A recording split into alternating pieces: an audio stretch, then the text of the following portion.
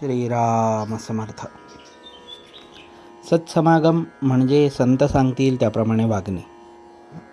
कोणत्याही मंगल कार्यात सर्वाधिक गणपतीचे आवाहन करतात आणि सगळे कार्य संपले की सर्वांचे शेवटी त्याचे विसर्जन करतात. त्याप्रमाणे अनुसंधानानेच पोथीला सुरुवात करावी आणि अनुसंधानानेच पोथीची समाप्ती करावी. लौकिक कार्यामध्ये गणपतीचे विसर्जन झाल्यावर आपण शिल्लक उरतो, पण अनुसंधानाचे विसर्जन करताना आपणही त्यात नाहीसे व्हावे. जसे ठेवायचे असेल तसे ठेवा, पण आपला विसर पडू देऊ नका एवढी भीक घालावी, अशी गुरुच्या चरणी प्रार्थना करावी. भगवंताला विसरून भजन करू नका. भगवंताची आठवण ठेवून भाजी जरी आणली तरी त्याचे श्रेय जास्त आहे. जगाच्या लाजेला भिवून भगवंताला अंतर देऊ नये.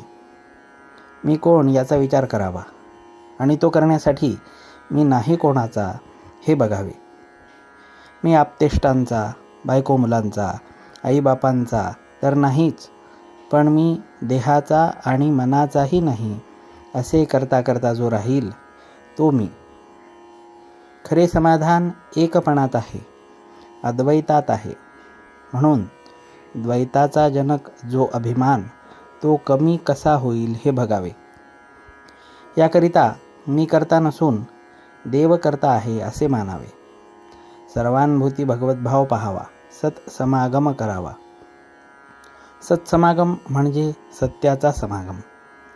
सत्पुरुषाच्या वचनावर विश्वास ठेवून त्याप्रमाणे वृत्ती बनविणे हा खरा सत्समागम आहे. संतांवर अनन्य श्रद्धा ठेवा, त्यांच्या चालीने चाला. त्यांच्या समागमात दैन्य मानू नका. जे तुमची एकसारखी विषयातली नडच भागवतील ते संत नव्हेत. खरे संत विषयाची आसक्ती कमी करतात.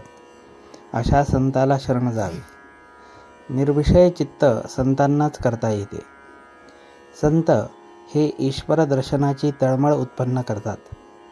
तळमळ उत्पन्न करून देणे हीच संतांची कामगिरी. संतांची भाषा तळमळीची असते, म्हणून ती तळमळ उत्पन्न करते. संत सांगतील त्याप्रमाणे वागावे. जग संताशिवाय असणेच शक्य नाही. जे देहात दिसले पण वस्तुतः देहातीत राहिले ते संतच होत. आम्हाला त्यांना ओळखता येत नाही, याला काय करावे?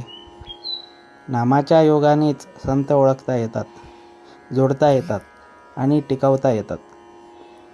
जो भगवंताचे नाम घेईल त्याला संत भेटेल आणि तो त्याला भगवंताची प्राप्ती करून देईल. त्याचे कुठे अडणार नाही. पण जो नुसत्या शब्दज्ञानाच्या मागे लागेल त्याला आसक्ती सुटणार नाही आणि त्याचे जीवन सार्थकी लागणार नाही. संताच्या पदरात पडले की तो आपली लाज राखतो. जानकी जीवन स्मरण. जय जय राम.